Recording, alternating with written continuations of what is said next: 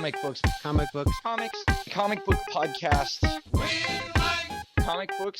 because they have a home. I'm Joe Getcho, And I'm Mike White. and this is We Like Comics Because They Have No Bones.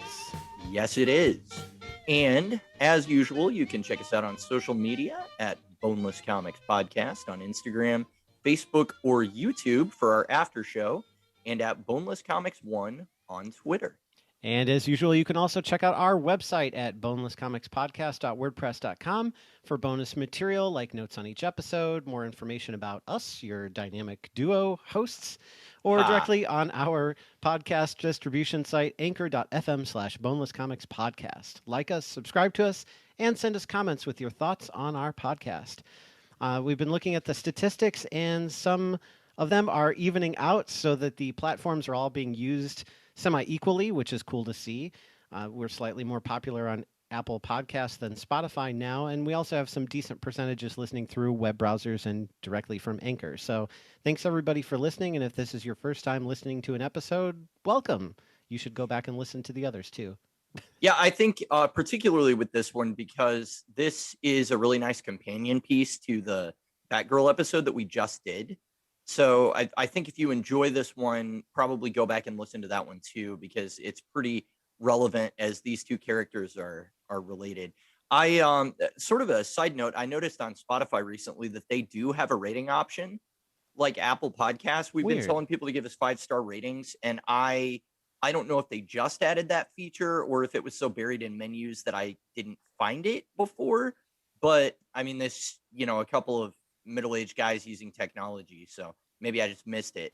Yeah, everybody definitely rate us on Spotify as well. Anytime we can get a high rating, that helps our visibility, so appreciate it a lot. And even if you don't like us, rate us and let us know why. Yeah, that's right. Yeah, any kind of feedback, really. I mean, I think we're here for it. So without further ado, let's go ahead and get into it. Today we're going to be talking about 2016's Nightwing Better Than Batman, which is the name of the trade and 4 issues of the story arc that we're reviewing. Actually, not all 6. But I think functionally, all of these issues form a pretty complete story. So for those purposes, it's going to be Nightwing number 1 through 4 and 7 and 8. We're leaving out issues 5 and 6 because they're part of a crossover event called Batman Night of the Monster Men that is not related to this at all. Even though there are plenty of monsters in this story. Yes, there actually are. That's going to definitely be something that we come back to quite a bit. Yeah. So our writer is Tim Seeley. He is credited on DCComics.com as a penciler, colorist, inker, writer, scripter, variant coverer, I guess that should say. I don't know. What's the plural on that? Cover artist. Yeah. Variant cover artist. His works primarily include G.I. Joe, Batman, Nightwing, and a few others. Kind of an odd mix. But he also has an Image comic series called Loaded Bible that has a political theme of Jesus versus vampires in a post-apocalyptic Christian-run society, which is very strange. And then also some of his illustration work, he's into some X-rated stuff on titles called Money Shot, Hack and Slash, and apparently an adult coloring book called Use Lots of Flesh. So very interesting guy. Very strange, and there are definitely some weird to his stories, and there's plenty of weird in this story as well. So I didn't know anything about his non-DC work coming into this, so that completely caught me off guard. I had no clue that he was working in like adult coloring books and with like capital A adult. Yeah. And I also didn't know that he did any kind of penciling at all. As far as I know, all the work he's done at DC has been as a writer. And you're definitely right, though, that sort of like wacky, off the wall or like weird elements are things that he really likes to bring in. Most recently, he's been writing a miniseries about King Shark and one of his personal characters that he created at DC called Defacer. She's, I don't know, like a criminal graffiti artist that somehow ends up on the Suicide Squad. But that series is just like ridiculously over the top and weird as well. So that's definitely something that shines through in this story. You guys will be relieved to know that it doesn't really have any of those adult elements that Joe was just talking about. So no, avoid those in this, fortunately. Yeah, we're trying to run a PG-13 show here. So the penciler was Javier Fernandez, and Fernandez is from Granada, Spain. He is kind of a hot artist right now. I mean, he's been doing a lot of work, but it's all been very, very recent, like within the last decade or so. And his first professional job in the industry was for Kickstart Comics. In 2011, he was hired by Marvel to pencil Captain America, which is one of my guys. And eventually he moved on to do a Magneto miniseries. Shortly after that, he began working on the Bat Family titles at DC, and he's kind of just stayed there since. So he's done some Batman, some Nightwing, some Detective Comics, and he's also done, both interiors and cover work for Justice League and Green Arrow as well, outside of those titles. But really, it's been just kind of focused on those. Again, it's really only been the last like 9 or 10 years that he's been working, or at least that I could find a record of his work. So His art in this, I think, was pretty standard. Like nothing really stood out to me. It told the story. It kind of did, I think, what it was supposed to do, but I didn't think anything was like remarkable or well drawn or horribly drawn. I don't know. Did you have a different view of that? So there's sort of a recent wave of Spanish, and I use the term Spanish loosely. People from like Spanish speaking countries, artists that have been coming over to DC and Marvel in the last 10 to 15 years. Jorge Jimenez is probably the most high profile one. Although if I remember correctly, I think he might be from Brazil, so he probably speaks Portuguese. But at any rate, Javier Fernandez's style is very similar to his. It's very like energetic. There's a lot of action. Things seem like they're in movement a lot, but it's not overly detailed either. It's really just kind of what you need gesturally to be able to tell what's going on with the action. And it's very kind of streamlined and pared down. I also think that the color palette was not like the full sort of 3D rendering of lighting that we see on artists like Jim Lee that really, really go into deep detail. It was more the suggestion of that. So it was a little bit more restrained in a lot of ways than what I would expect or what I've seen from artists from this area. But it's definitely got a similar look to it. There's a little bit of anime influence in there, in just how some of the action lines, when somebody's shouting or getting really angry or something like that, that's in there. But I don't think it's to the point that it overwhelms it or makes it look like anime. So yeah, I mean, it was pretty standard. This is a very trendy art style in comics right now. So Javier Fernandez is just very much in line with kind of the current art trends in the industry. So I guess now that we've talked about the art, we should probably talk about the story. But before we even get into that, I wanted to ask you, what was your background with Nightwing before reading this? Most of my background, which I think is similar to yours, came from Batman the Animated Series from the 1990s. Mm-hmm. I'll let you kind of talk about that, but I wanted to talk a little bit about something more recent, which is the Titans TV show from 2018, which is a much, much darker take on these characters because, everything bat related these days needs to be dark and edgy and gritty. Oh, yes. But this was a live action interpretation. It was kind of a little rushed, but it's interesting to highlight some of the differences and sort of the portrayals that are out there, and maybe some that some people getting into this are maybe more familiar with it being live action. So in the show, Dick has already left Bruce as Robin, and I don't really want to spoil too much, but basically there's a storyline in season 2 that Dick Grayson, he feels guilt over, so he gets arrested and gets sentenced to 7 years in prison. And while he's there, he meets a South African refugee who tells him a story about Al-Azul, which is Spanish for Blue Wing. And it's a hero that's worshipped by his village who lives between the moon and the stars, and in the time of greatest need, he flies down and saves you. So basically, and Dick recaps this, a bird that comes in the night and saves people, that seemed to be enough to inspire him to take a stand to help the refugees try to escape this prison, fight against the guards, and eventually become Nightwing. So an additional I'm sorry, that's really funny because that's way off base.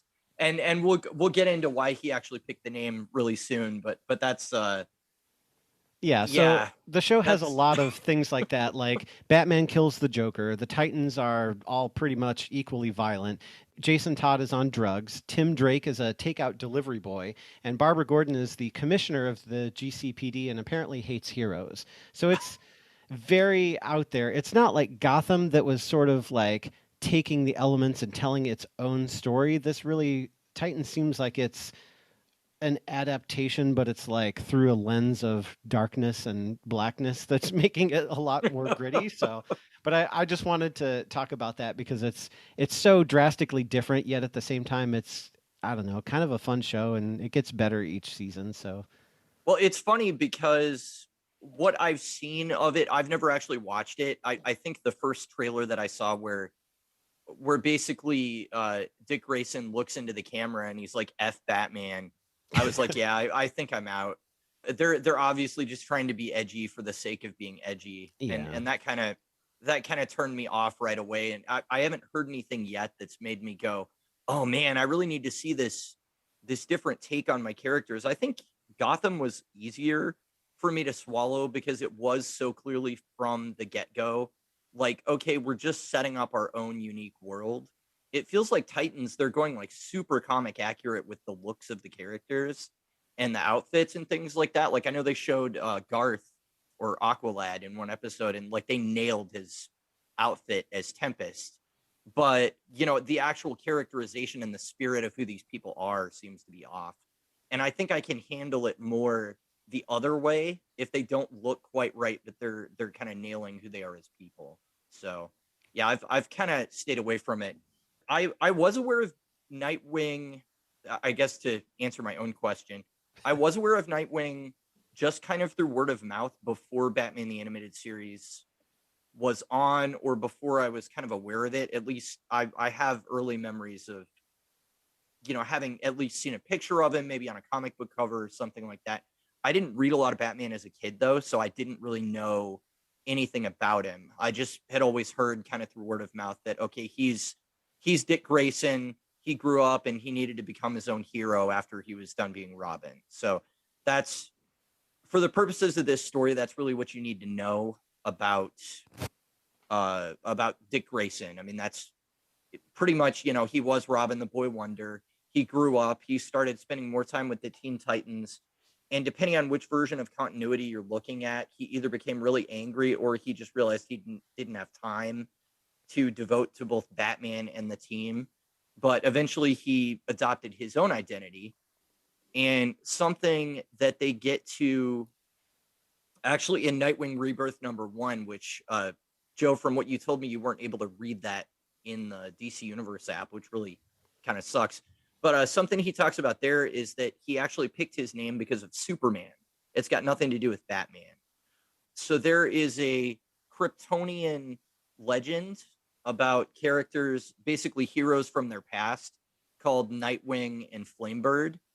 And these characters were in a story that Superman was relating to Dick Grayson. And he decided to basically model his appearance on that, on a more brightly colored daytime hero that was saving people, because Nightwing, more than anything else, is really about defining Dick Grayson as a person apart from Batman.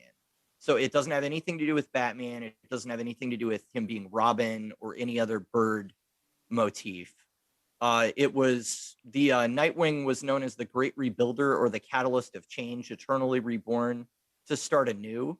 So it's kind of like our myths about Phoenix in Greek mythology. And that's very appropriate for Dick because he is actually a character that has adopted many, many identities throughout his history. So that's actually really cool that that's the identity that he landed on for this. that's interesting that it came from something Superman related. Mm-hmm. Were there any reactions from Superman about like, oh wow, I think it's really cool that you're striking out on your own, and you know, you're taking this from a story that I told you from my home planet, like, yeah, we should hang out more often or something? Well, they have an issue actually later in Tim Seeley's run where Superman teams up with him, and there is some discussion about it. But as far as I know, he was aware of it, and Dick Grayson kind of ran it by him in the older comics as well. So they've always had kind of a friendly relationship. I think it's, it is kind of like friend of a friend thing where, Mhm. Batman and Superman know each other and they team up. So Nightwing, having been around, ends up getting to know Superman as well.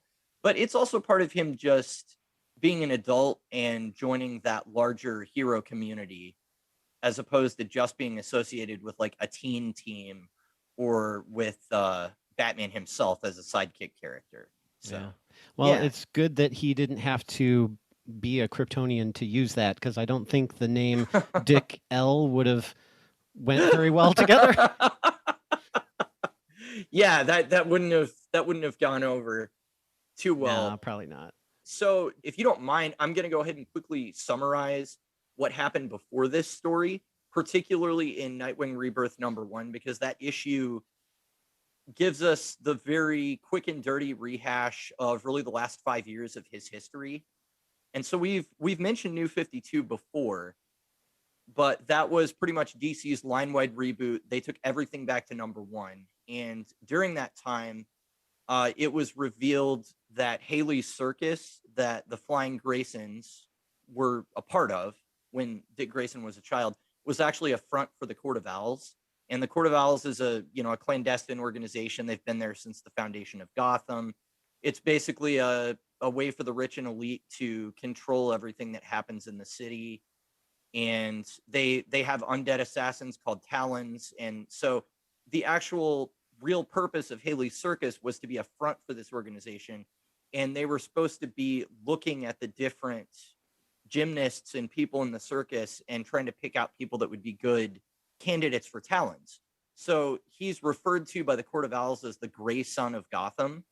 And they, so that sort of amalgamation of his name or whatever is like, yes, you were being groomed for this role. We very much wanted you to be a Talon.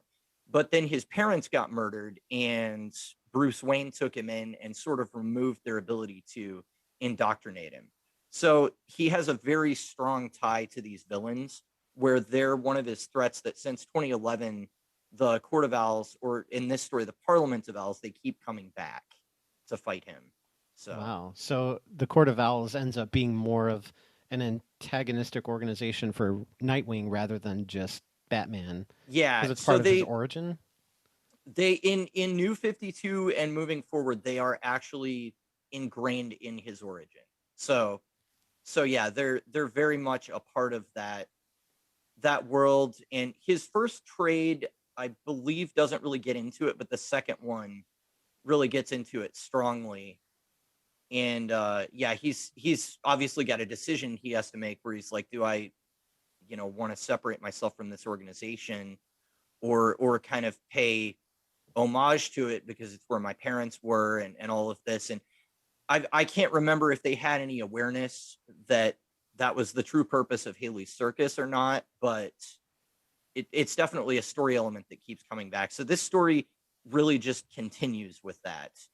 And So does that mean the Court of Owls is directly responsible for what happened to Dick's parents, or is it more just it was still either an accident or somebody sabotaged, but it wasn't necessarily the Court of Owls? Just one of their Tony enemies? Zuko was an independent operator, from what I recall. Okay. Because I don't think he was involved. And again, it's been years since I read the story, so I might be wrong, but I'm pretty sure that Tony Zuko, the guy that killed Dick's parents, was somebody that just kind of came in out of nowhere. I mean, it was some kind of somebody got in debt and he was with a crime family and they didn't pay up, and then the Flying Graysons had to pay the price. But the court wasn't able to stop it in time. And so they lost control of their child that they were trying to indoctrinate. Ah. And so that also gives them a very clear vendetta with Batman for why they would hate him, because he took away their agent that they were going to be training up. Right. So, That would have really changed his motivation if the Court of Owls was like directly responsible for his parents' death. That yes. would have been a different story, I think. Yeah, well, and I think this would have been a much darker story Yeah. if that was the case. But Really, all you need to know about what's changed since from that point until now is that Batman and his agents have spent a lot of the New 52 dismantling various pockets of the Court of Owls. And all that was really left was their leader, Lincoln March, and then sort of a small gathering of Gotham's rich elite and other people from other places in the world. And Lincoln March was planning to have them go global and go international and start building up pockets of their secret society in other cities. But he's very quickly assassinated by the new leader of the Parliament of Owls, which is their international name. And I don't believe they reveal who actually assassinates him, but that happens in Nightwing Rebirth #1. So Okay. that's a little bit of an important story beat. And but I don't think you really need to know who Lincoln March was to understand this story. There was some like supposition or implication that he might be Bruce Wayne's younger brother in the Court of Owls storyline that Scott Snyder wrote, but I don't think we ever got like hard confirmation of that. So, yeah. Interesting. Again, it's been a few years. So for this story, Better Than Batman, Mhm. I don't. There might have been some references lost on me, but I think overall I was able to track everything that happened. But essentially, Nightwing, he's establishing more trust in his own instincts rather than just being a carbon copy of Batman or just using what Batman taught him and sticking to that rule book per se. The Court of Owls, which we've mentioned several times, I don't know for anyone who's not familiar with it. Basically, they're an organized crime group and a secret society. They're made up of wealthy Gothamites, and they have an owl theme. They wear creepy owl masks to maintain their anonymity. And Dick here is playing the long game of working for them, all while trying to find the right moment to bring them down. So he's infiltrated their organization and trying to find a weak spot to press on. But before he gets too far along, the Owls appoint a partner for him because they kind of get wise to what's going on. And this partner's name is Raptor, who is a freelance assassin with better branding, who tells him that everything Batman taught him is wrong. Raptor is a skilled combatant with pain immunity and some sort of manga arm thingy called Suyolak that can pretty much produce anything the plot calls for. Yeah, so his gauntlet, Suyalak or whatever, I did do research on this because I was like, that's too specific of a name for it not to be something, but it's from Romani legend, and Suyalak was a wizard with every cure. So Raptor does this thing where he appears and he's like, I have the cure for what ails you, and then a mist will come out of his gauntlet or whatever comes out of his gauntlet that he needs. It's a little bit convenient because they never really explain how it works or how he got this incredible ability, but that's pretty much Raptor's edge in combat, and that's how he gets one up on anybody that he's fighting. It also has a claw, and Yeah. we do get to see the inner workings a little bit because he has like a little tiny thing of blood that he's able to transfuse to himself on the fly and heal his wound that he's already lost a whole bunch of blood, and then he's good to go and he can run and sprint and do all kinds of acrobatics just from that little patch inside this gauntlet. But again, it seems to just really fit with whatever the story calls for. It can produce. Yeah, it's a MacGuffin. It's just like we're not going to explain how it works. Raptor can do whatever we need the story needs him to do with this gauntlet. So I almost thought Suyalak might have been a better name for him, given that that's his whole gimmick instead of Raptor, because he doesn't really have anything in common with a raptor, except that it's part of his. I mean, they have claws, yeah, but he's only got one claw. I don't know. He has an airship too named Buteo, which is basically means hawk or buzzard, depending on which version of Spanish you're looking at. So one thing that's a really common theme in this story is branding or propaganda being actually weaponized. So it's something that Raptor talks about a lot, where he's like, I've got better branding than you. I've got my logo on all my stuff. People care about who I am because I've built up this big persona around myself, basically. And that's definitely something that they talk about a lot, and it's also something that's relevant to the Parliament of Owls as well, because they're very much a propaganda machine that are trying to shift pieces in politics and the world around to, suit whatever they want. Well, and it's also similar to Batman, who uses fear as a weapon. Like, there's, I think, two flashback scenes where he's training Nightwing, and he's basically like, these criminals need to fear us. We don't trust them. We just instill fear so that they tell us what the information that we need, and then that's it. Like, we hand them over to the justice system.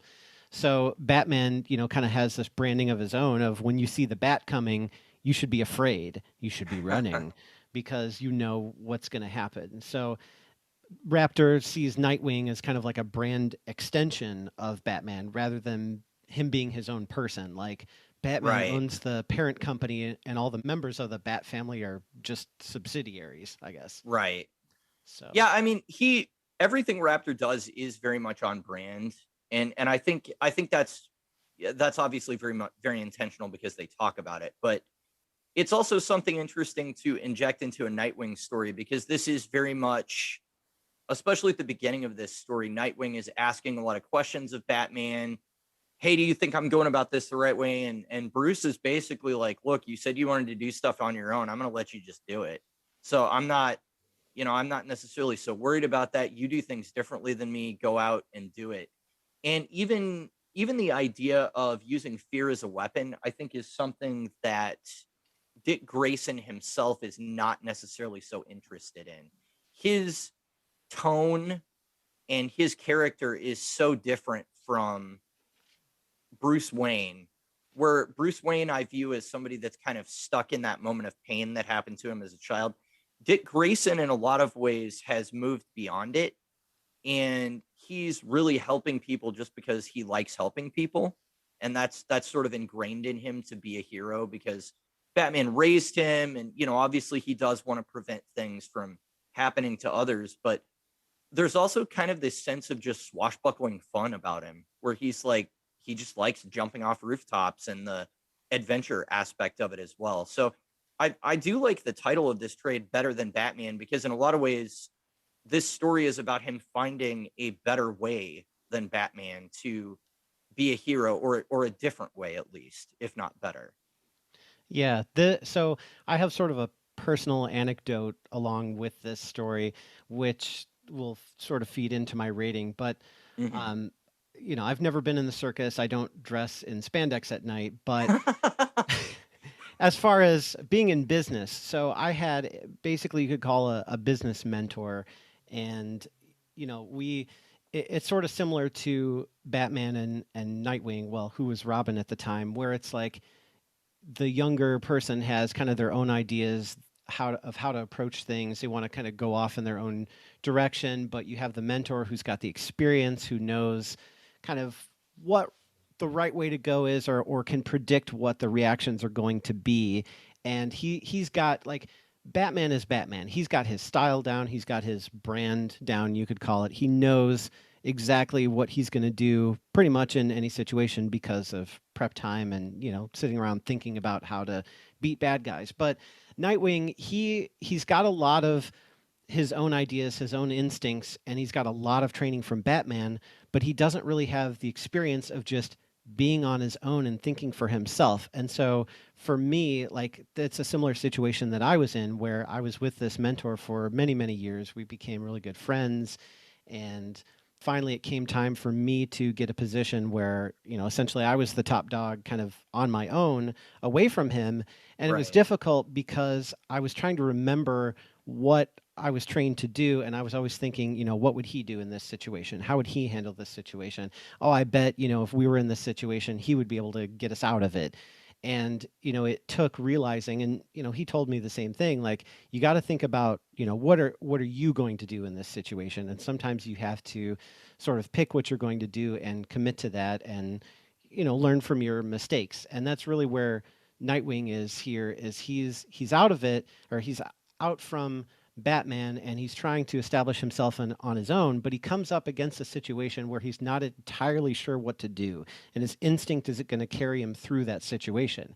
So he has a little bit of uncertainty, And the first thing that he does is, well, let me go ask Bruce, what would he do in this situation because he's trained me. And Batman, I think, does the right thing, maybe gives him a bit of a cold shoulder. It's a little harsh. Yeah. Yeah. I was gonna ask if you felt like Batman was a little too harsh with him.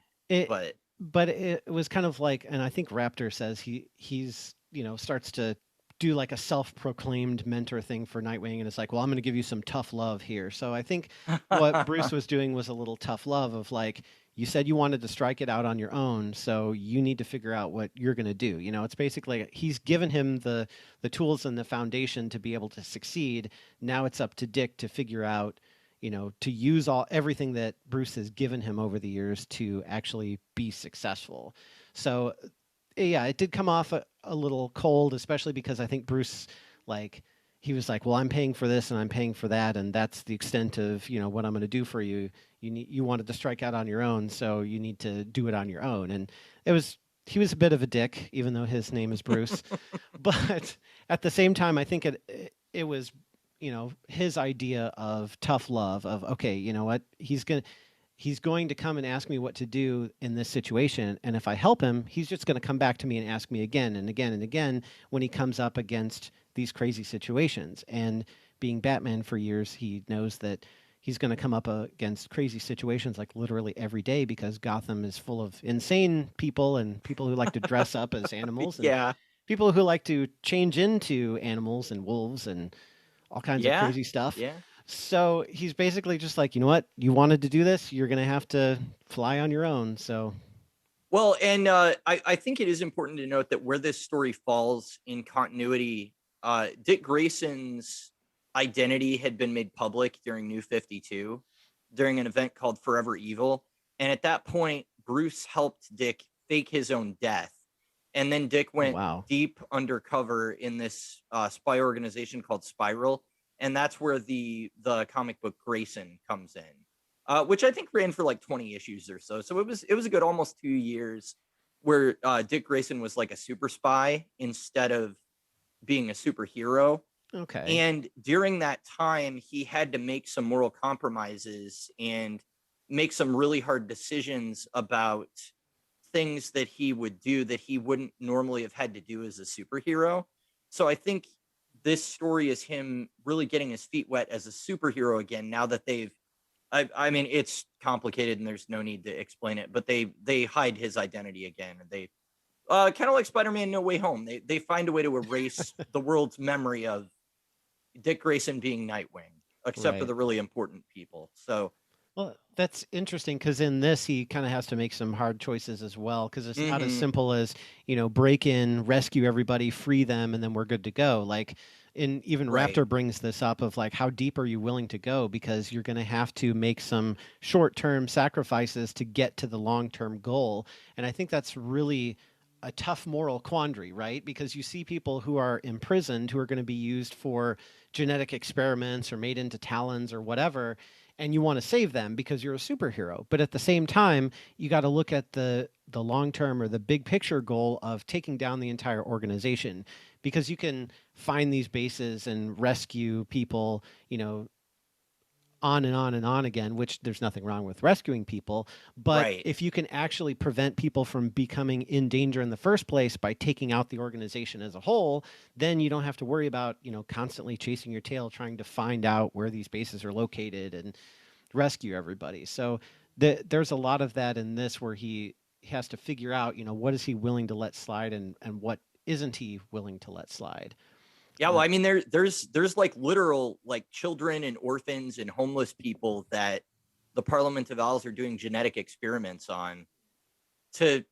I am not exactly sure to what end, except that they seem to be making an army of like animal people. Yeah, because that's what you do. But because comic books, so because there's like a crocodile or a lizard person, which that in and of itself isn't too unusual in Gotham City.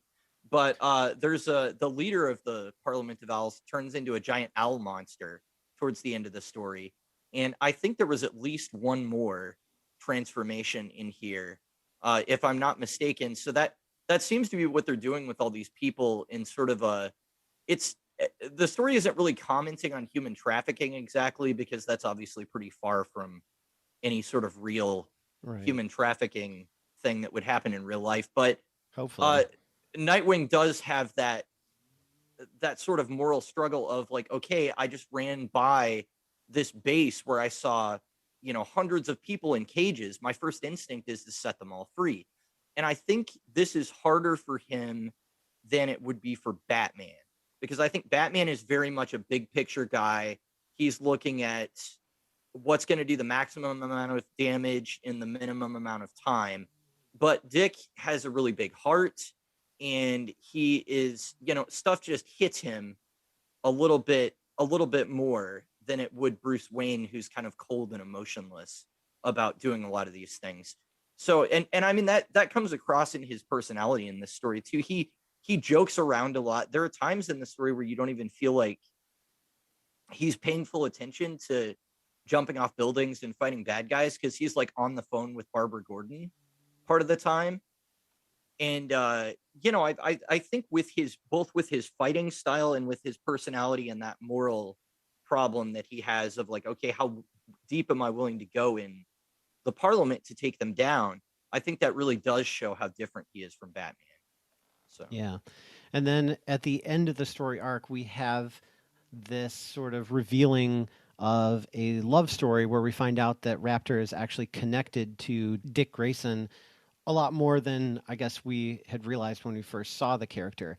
And if Right. you've seen Harry Potter, if you've read the books, if you haven't, I'm going to spoil this, so I apologize. But the Raptor character and Dick Grayson's parents, well, his mom primarily, have a sort of like Lily Potter, Severus Snape love thing going on where yeah, so Raptor, he got leprosy and he was poor, he wasn't able to get treatment, so he lost feeling in his nerve endings, so they call him Mr. Numb because he can't feel pain anymore.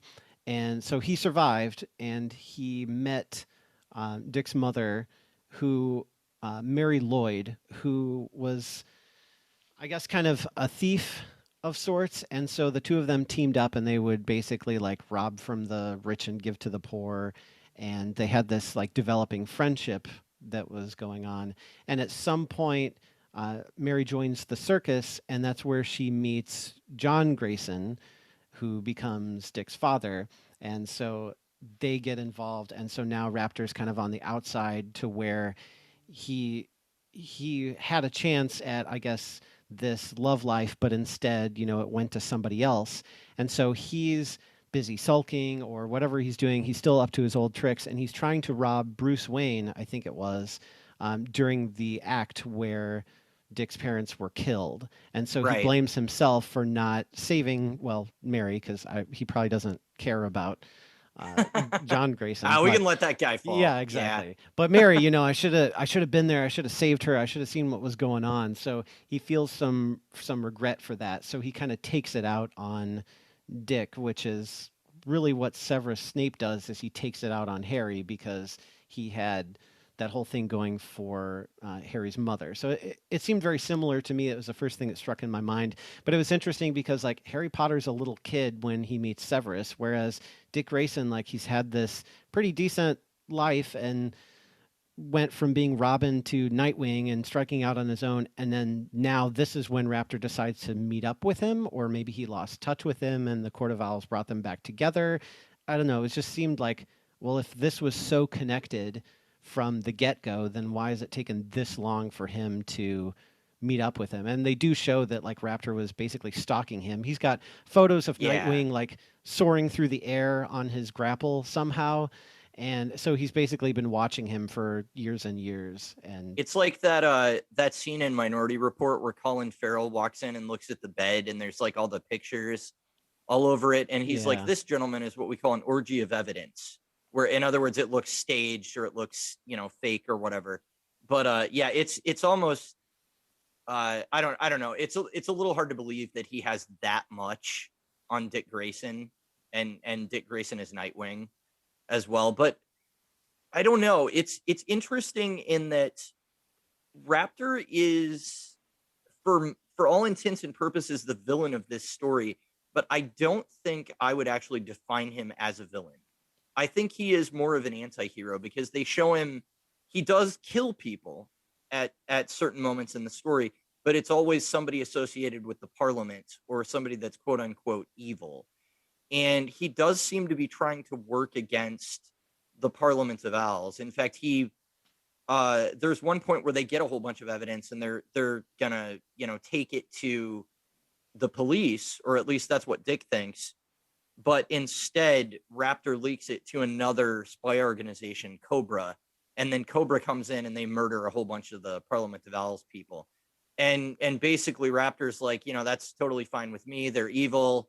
If one evil organization helps us take down another, that doesn't bother me. And also I got paid for it. So, not a big deal. But that's really where the big disconnect happens between the two characters, because otherwise they kind of have a lot in common. I mean, they both quip when they're running around and joke while they're taking down bad guys. And they do seem like, had their lives gone differently, maybe if Raptor didn't have to deal with sort of being pushed to the outside when he was younger, maybe he could have ended up being more in Dick Grayson's life. I don't know. Yeah. So is that a trope in New 52 or just the Bat family in general of having a villain who's like a reflection of the hero, like our review on Batgirl, The Darkest Reflection? Because I did some Googling, and according to Google, who's never wrong, Raptor's real name, we don't know his last name, but his first name is also Richard, which seems wow. way too like on the nose. Or maybe Mary named Dick Grayson, Richard because of her childhood friend or something. I don't know, but it seemed like all too close. So is that like a common theme, or? I can speak about the New 52. This is like the very tail end of like the New 52 has just ended like a month before this story started. So it's sort of a new era, although it's the same continuity. But I do know that they tried to introduce a lot of different villains during Nightwing's New 52 series, and none of them really stuck. They had just kind of generic gimmicks or whatever, and I think maybe he fights the Joker's daughter at one point, or the Mad Hatter, but those are characters that are at least still kind of marginally related to Batman. So I think that they had trouble finding their footing with Nightwing in the New 52, and it really wasn't until he became Grayson and he did that super spy thing that his book really took off and they found a good direction to take him during that continuity. So he was one of them that it just took them a little bit longer to crack when they were sort of restarting their line. I don't remember specifically any of the villains really from that time. I remember there was some girl named Raya Vestry that was involved with his time at Haley's Circus. That was one of his early villains in the first trade, I think, but that's the only one that really stuck with me. Yeah, other than that, I know that they had him leave Gotham and go to Chicago. And then, of course, he joins Spiral, and he teams up with Helena Bertinelli, who is, eventually going to become Huntress in that book. But that was more what they ended up doing with his characters. So I think this Nightwing story in particular is really an attempt to get him back to the basics of his character and who he is, and have him be that superhero jumping over rooftops, making jokes while he takes down villains, having kind of a devil may care attitude, but still very much being tied to that circus past and things like that. So I don't know that it was necessarily a trend in the Bat titles. The only other one I can think of that does something like that would be Batman and Robin. But I mean, one of Damian's biggest villains is kind of his mother. So I don't think you can really explain Talia al Ghul as being like a dark reflection of Damian Wayne. She's just his mom, and she happens to be evil. So, yeah, I don't know. Probably one of those things where, you could look by the decade and see, most popular villain origins, and there's probably some trends there. Like back in the 60s, it would probably be falling into a vat of blank, and then that's why you got to be careful where you fall. Yeah, you do. Yeah. Got to be careful where you fall. If you guys can't tell, we just saw Spider-Man No Way Home not too long Yes. ago. We'll So try it's not to spoil it. very much on my mind. Yeah. So Dick Grayson throughout this story has this internal monologue going the whole time, which I think it is fine, but there's a couple times he addresses the reader directly, like he says, "Did you know that?" and things like that, which I thought was a bit strange. He also refers to himself at one point as sexy, and in one issue, he and another guy go back and forth talking about what happened in the last issue to recap it. So Was that him and Tiger maybe? Or I don't know. I forget who it was. It was either him or Yeah. Raptor or some other animal name. It seemed a bit strange. I've not really thought of him as a fourth wall breaking character, but I did like you said, with the quipping and that sort of thing, that he and the story both had like that jokey or attitude than you would read like in a Batman title, and it definitely didn't feel out of place. Well, there was a joke in there that was kind of a running gag about Nightwing having a theme song that Raptor was teasing him about. And I wanted to bring that up because that's actually something that started in Grayson, where he did write a theme song for himself. Oh, really? When he was Agent 37 at this spy organization. And Tiger was his partner, and Tiger absolutely could not stand this. He hated it. And once Dick figured out that he hated it, he did it like every chance he could, and so that was sort of a running gag. Tim Seeley actually co-wrote Grayson with Tom King, who's the writer that we reviewed for Mr. Miracle. And so there are a lot of story elements that were carried over from that book, and the theme song was one of them, which it was actually very funny when later on it's revealed that Raptor actually has made his own theme song for himself. So yeah, it seemed like he was doing that a lot, where Nightwing would have this internal thought of like, oh, I need a theme song, or oh, I need to Yeah. call it I'm Nightwinging it. But Raptor probably thought of that first, and then Raptor will say it out loud. Yeah, he'll be like, before- I'm Raptoring it. Yeah. And it's like, okay, this is clearly like staged, but it's still fun. Yeah. I mean, that's just part of the tone of reading Nightwing, though. I think it's got a much jokier tone to it, even if they're gonna go up against something super dark. And the villains in this are not as graphic or violent or dark as they were in Batgirl Darkest Reflection. But even when Nightwing is fighting something truly horrifying, I think it's still his sense of humor and just his attitude will kind of change the tone of the story so that it's a little bit lighter.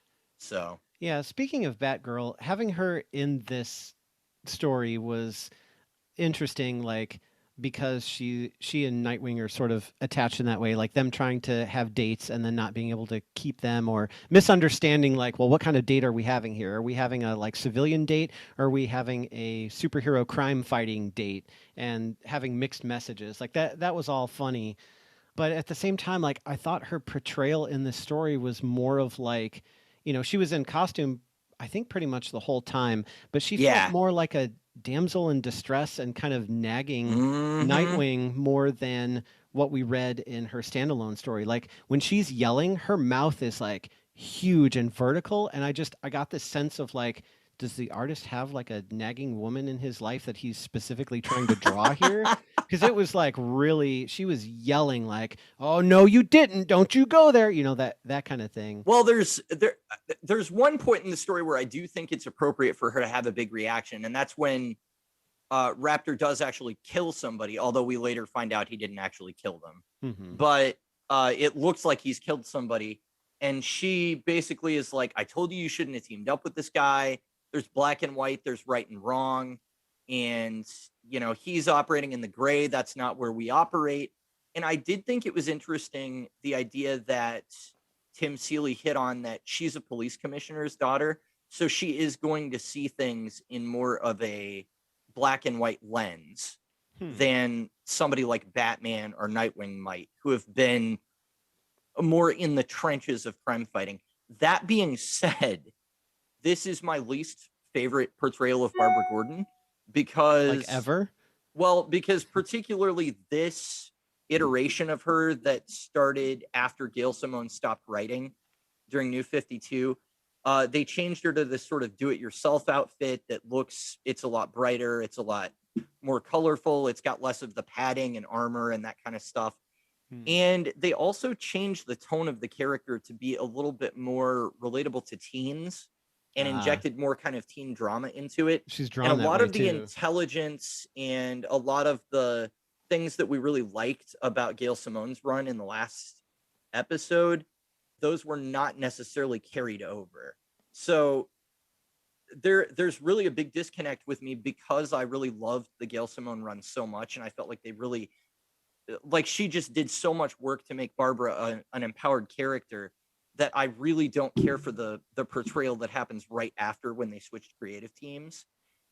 Unfortunately, that run on her book, or fortunately if you like it, I guess, was pretty successful. So they've kept that sort of do it yourself, she's lost all her resources thing, and they made her a little bit jokier, and they don't really talk about the eidetic memory and a lot of those other things quite so much. And I Wow. really just don't care for it. I don't like her as a damsel in distress. I don't care for really them doing anything that takes her away from that characterization that Gail Simone portrayed, because I think that was the inroad to Barbara Gordon. Like, she nailed that character, in my opinion. Yeah, a lot of what you named was pretty much everything that I enjoyed about that story that we Right. reviewed last episode, and to hear Right. that they basically took it all away, that's Yeah. man. It was just, they basically, sales about 4 years in to New 52 were not what they had been in the first 4 years of that era. So they had a lot of the books have a turnover with creative teams for like the last 12 issues. So it might have been after issue 40, it might have been after 35, but it was somewhere in there through issue 52. That they had Cameron Stewart and Babs Tarr, I think, were the creative team, and they went with a much more cartoony style for her art, Yeah. and that unfortunately translated to all of her appearances in the other titles as well. So yeah, I mean, if you don't care for how Barbara was portrayed in this story, I'm with you.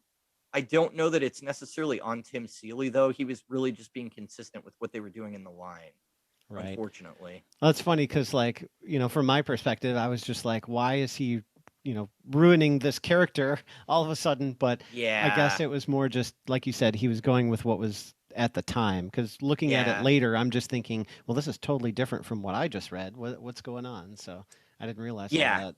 Well, I think even if you go from like issue 35 to 36 of Batgirl, it feels that way. Like, oh, this is totally different from what I was reading. It felt more like it should have been a reboot of the character and a different take than just a continuation of Simone's run.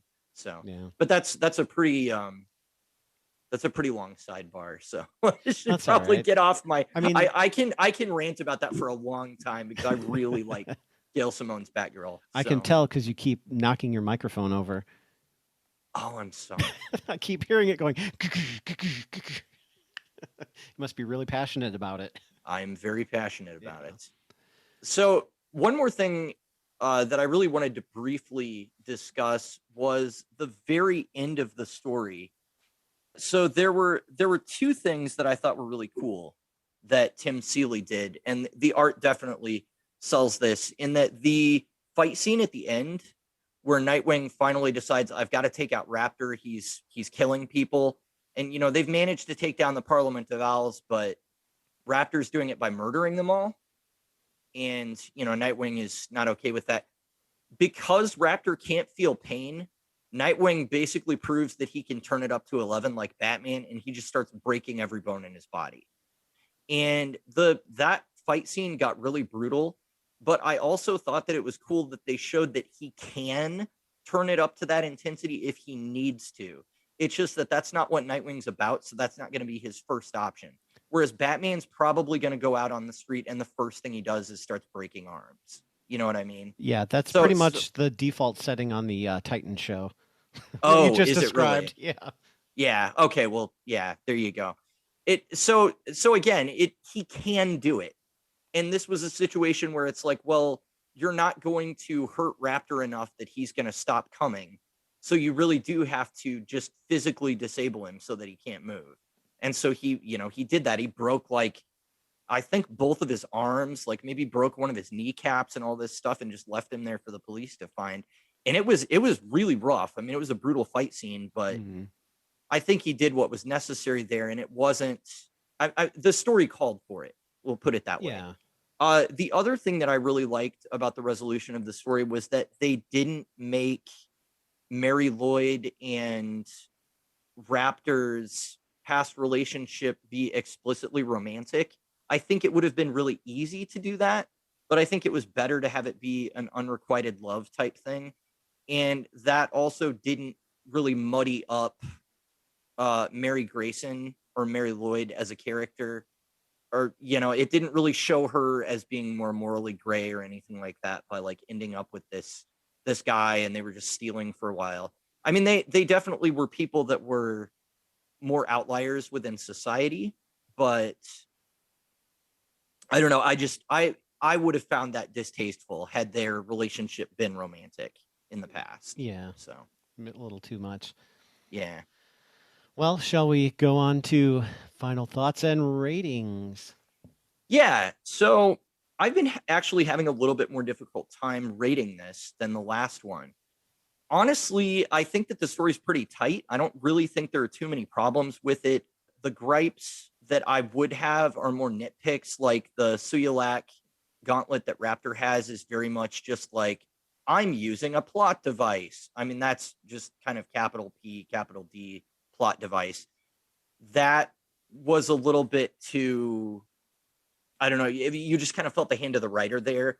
But other Mhm. than that, I felt like Raptor and Nightwing played off of each other well. I thought this was a good story to get into the character of Dick Grayson and start to explore his world. So I think I'm going to give this a 4 out of 5. And Nice. yeah, I'm pretty sure that's where I'm going to land. The art again wasn't something that either detracted or attracted me to the story. It was just kind of like perfectly fine for the whole way through. So yeah, 4 out of 5. There's really not anything wrong with it. It just doesn't quite have whatever that last element is to make it like an all-timer. Yeah, I would largely agree. Like maybe there's some nitpicks in there, but there's nothing that's overall just like terrible to detract from the story that I was like, oh, this ruined it for me. I mean, aside from the Batgirl stuff, but that didn't ruin the overall narrative. I would say my largest complaint with this is that I don't feel like there's really a lot of character development for Dick Grayson.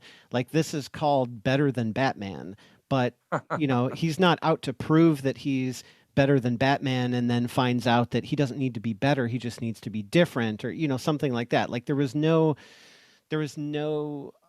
character arc as far as like this is the moral of the story, or where are we going with this, or it just seems like a lot of things happen and it's a full story. Like it's not like things happen for no reason or anything like that. So I'm not going to rate it low or say that it was bad, but at the same time, there wasn't anything in here that was like a gripping takeaway for me that was like, oh, I want to read more. Like with Batgirl, after I finished that we just reviewed, I was like, yeah, I want to read more of this. Like it seems interesting. Mhm. It's cool. It's got like an edge to it that's different and it's not dark. But with Nightwing, I was just like, this just seems kind of average to me. Like what's special about Nightwing that makes him a unique character? He basically has these two like glow sticks that he beats people with. But does he have His any Eskrima sticks, I think that's what they're called. yeah.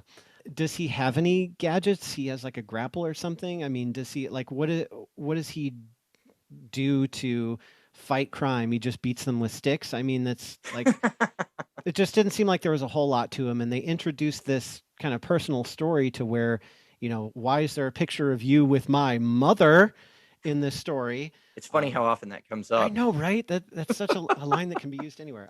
That's from DC Universe Online, a great game.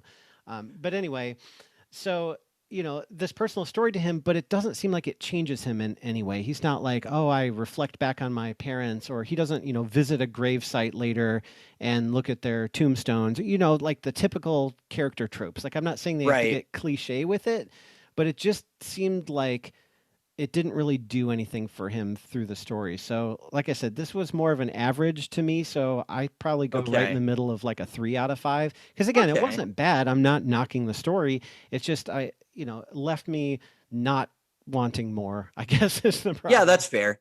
It's interesting that you say that, because like the next trade back to Bloodhaven is sort of as a result of his experiences in this story. He realizes, like, you know what, I need to get out of Gotham. I need to go do my own thing. I can, basically be my own hero. And he goes to the city of Bloodhaven. And that basically restores him to his status quo from what had been in the comics years and years ago, where that was his city to defend. So there is some continuance of this idea of separating himself from Batman. But I think I'll agree with you that it's not as clear of a character arc as what was in Batgirl.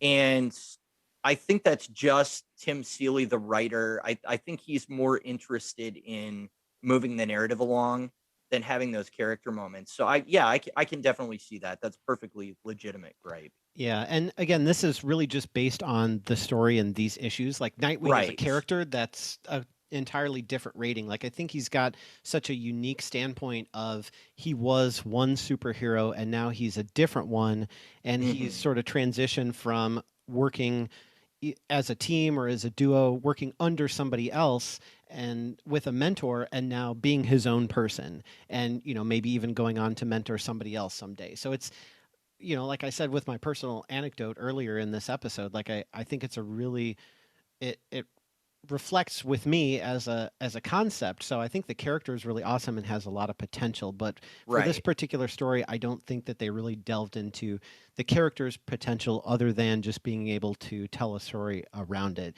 If this was called like Nightwing Origin and this was his first day on the job as Nightwing and they were trying to establish him as unique, I might have rated it a little bit lower because they should have done more with it, but this being just kind of one story out of time, I mean, it was a fine enough story.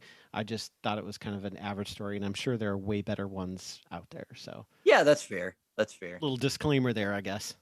Yeah, anybody that wants to give us some feedback too, if you can recommend some good Nightwing stories, I actually would be game. I know that the Chuck Dixon and Scott McDaniel era from really like the 90s through 2009 is considered kind of the definitive run on the character. However, I really don't like Scott McDaniel as a penciler, like to the point that I actively avoid his stuff because he does not understand human anatomy at all. And it's really, to me, it's just ugly to look at. So maybe I can get over that at some point and read some of those stories. But if anybody has anything else they'd like to suggest, definitely, sound off on Twitter or Instagram or, anywhere that you want to reach us, because I would be interested.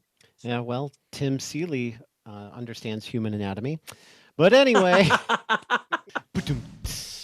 He must. Yep. So next time on We Like Comics, because they have no bones, we're going to end our first season of this podcast. Awesome.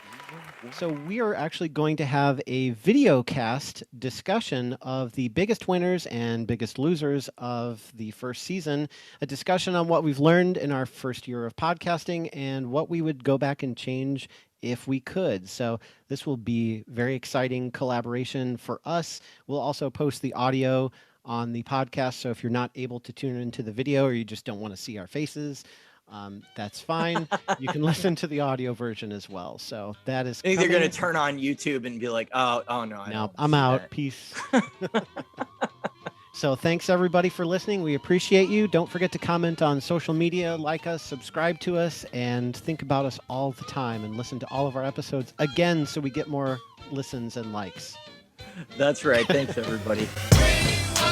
Comic books. Comic book podcast. Comics. Because they have no bones. Peace out.